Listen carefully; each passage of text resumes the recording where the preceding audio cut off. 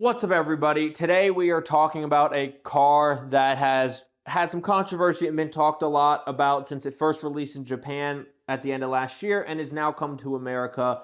And that is the new Honda Prelude. Now, of course, I haven't driven it because in the car world right now, I'm a nobody. But every online publication, video publication, content creator, everyone that's driven it says it is an amazing driving experience, or at least an amazing handling experience, because it's got the Honda Civic hybrid powertrain, which is okay. It's not super fast, but this car is not meant to be super fast in a straight line. And it's got suspension from the Civic Type R, a little bit softer, so the ride's more comfortable. So it handles amazingly. And the Straight Pipes in their review, which I'll link down below, talked about how they would not want to own one living in Toronto because they just go in a straight line. But if they live somewhere where there was back roads, canyons, whatever, and they were on some twisty roads, then this would be a somewhat compelling car to them.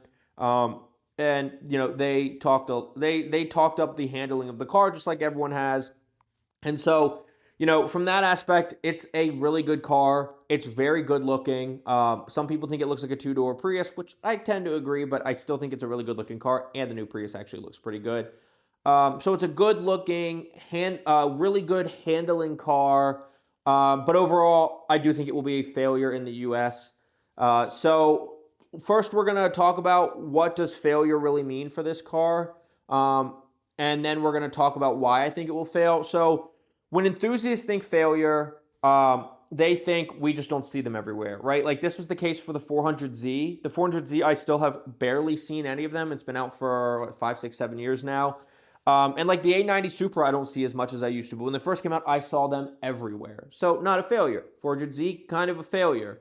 In Honda's mind, and this was in the Savage Geese review, which I'll also link down below, 4,000 units a year sold is all they're looking for. So as long as it's 4,000 or more, it's a success to them. A failure is obviously less than that. So I think it will be a failure in enthusiast eyes. I probably think it will be a failure in sales figures eyes for Honda. But also, we got to look at how Honda went into this car versus how enthusiasts go into looking at this car. So enthusiasts think of the Prelude as a slightly more luxurious front-wheel drive sports car. I say slightly luxurious compared to like the Civics of their time. And so people think of this as the slightly more upscaled Civic, essentially. Really good handling, just a little more expensive. Where Honda, and this is from the Savage Geese review also, which I would highly recommend watching their video. They actually sat down with people from Honda and did an interview and talked about the Prelude.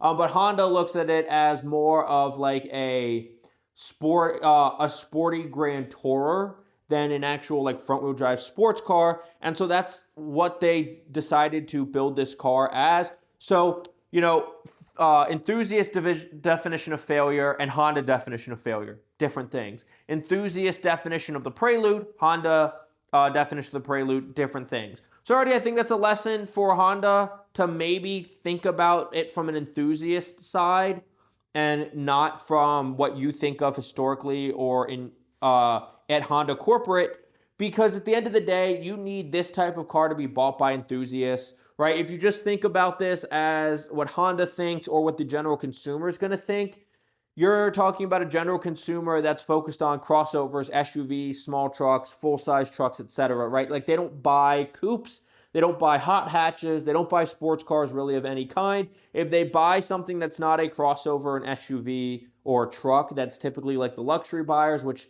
this is not quite targeting those people either. So you need to think of this, especially when the Prelude is so beloved by enthusiasts, how enthusiasts think of this car. And I think that was the biggest misstep for Honda. And that's not even why I think the car will fail, right? Like, it's a good-looking car. It's really, it's got really, really good handling according to everyone that's driven it. So those are two things enthusiasts love, right? And the blue color you can get, I think, is amazing. And so why will it fail? Well, the first reason is the price. I mean, that's the most obvious reason, right? Is the price. Now, it's priced at, and I have this written down, $43,195 with delivery. The only options are either the blue paint, which is extra, and there's a carbon fiber appearance package, which is also extra, but the base is $43,195. And the average new car in America is about $50,000 to $51,000. So that doesn't sound too bad until you look at under that price, you can get a GR Corolla base trim for $39,920 with a manual or $41,920 with an automatic. You can get an ND Miata from anywhere between $30,430 to $38,480. That's not the RF, or it's not the RF, but for the Miata, the EcoBoost 30,000 Mustang $30,920 to $41,945, which it's not the 5.0, right? But they're still really good cars. They handle really good. The EcoBoost is much more reliable than it was, but I'm not here to defend that right now. The BRZ $35,860 to up to $39,555. And the Mark 8.5 GTI between $34,590 and $42,480. So those are all cars under, and the Prelude only comes in the automatic, which we'll talk about soon. The GR Corolla, that was manual and automatic pricing. The ND Miata, you can get in manual or automatic. The EcoBoost, you can get manual or automatic. The BRZ, you can get manual or automatic. The 8.5 GTI, you can only get an automatic. But all those other cars, you can get in manuals for less than you can get the Honda Prelude. And for just over the $43,195 sticker price, you can get a 400Z starting at $44,215. Now, the Nismo is all the way up to $69,000, but base 400Z is $44,215. The GR Corolla in the Premium Plus trim, so all the features, $45,965 to $47,965 for the manual or the automatic. So we're stretching a bit here. The 5.0 Mustang starts at $46,560. So once again, a little bit of a stretch, but you can get a manual 5.0 Mustang for $3,500 more. And the Civic Type R, now this is much more of a stretch, but $48,090. But, $5,000, sorry, GoPro died. But $5,000 when we're talking $48,000 or $43,000 isn't too much of a stretch, right? It's about 1/8 of the price, so about 12.5% for a much better driving experience.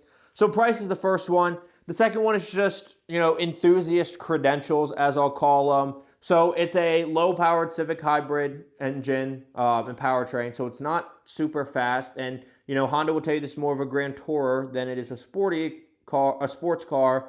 But then the transmission is they say it's not a CVT. It's a gearless automatic transmission. It's a CVT.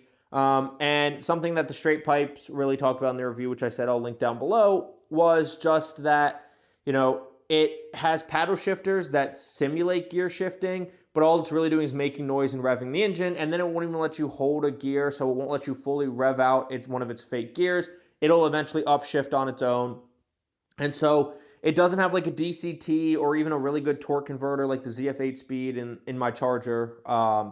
And so it doesn't have a fun transmission. It has a really slow engine, and while the handling's really good, enthusiasts want more power than what it offers, a way to control their own gears or even row their own gears, right? And just a more fun experience, and it just handles really well. And like I said, Honda will tell you this is a Grand Tourer, not a sports car, but people who are shopping Grand Tourers typically have more of a budget because, that's typically a more of a wealthy mindset when it comes to cars, where the average person is either looking for a sports car or they're looking at SUVs, crossovers, and trucks, and they're not really looking at Grand Tours. So it doesn't have the price of enthusiast cars, or it doesn't have a price to compete with other enthusiast cars, and it doesn't have a super enthusiasty driving experience. Like, really good handling cars that have a good transmission and good power can still be fun when you're on more straight roads, and you don't always need a back road, but this car, as the Straight Pipes we're talking about, you need a back road for this. And then the final issue, I think, is just the demographic, right? Like I said, when it comes to pricing and driving experience, you're kind of moving away from the enthusiasts. So you need regular people to buy it, and most regular people, like I said, are buying crossovers, trucks, SUVs.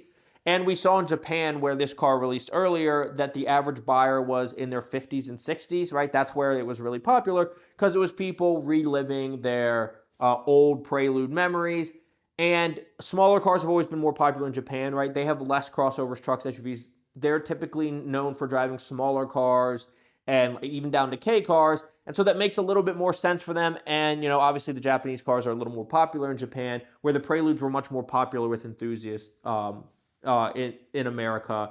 And so when you combine being overpriced compared to other competition that gives you a better driving experience, not giving it like real enthusiast credentials or experience, and just not really having a demographic, I just don't think this car will be a success in either enthusiast eyes or Honda eyes. Maybe the first 2 years, they sell 4,000 units a year, but I even am skeptical of that because of just the other competition or the lack of demographic.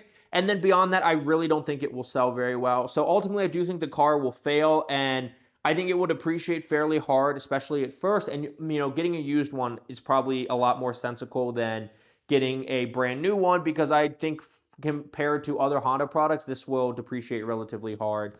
And so I do think it will ultimately be a failure, and I do think that price could come back up once they cancel it and people can't get them anymore, and not many people bought them, so there's not a lot out there.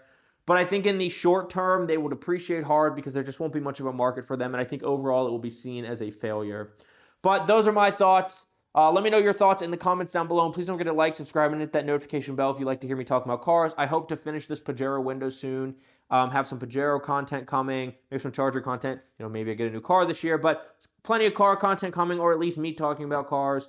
So hit that subscribe and notification bell if you like this content.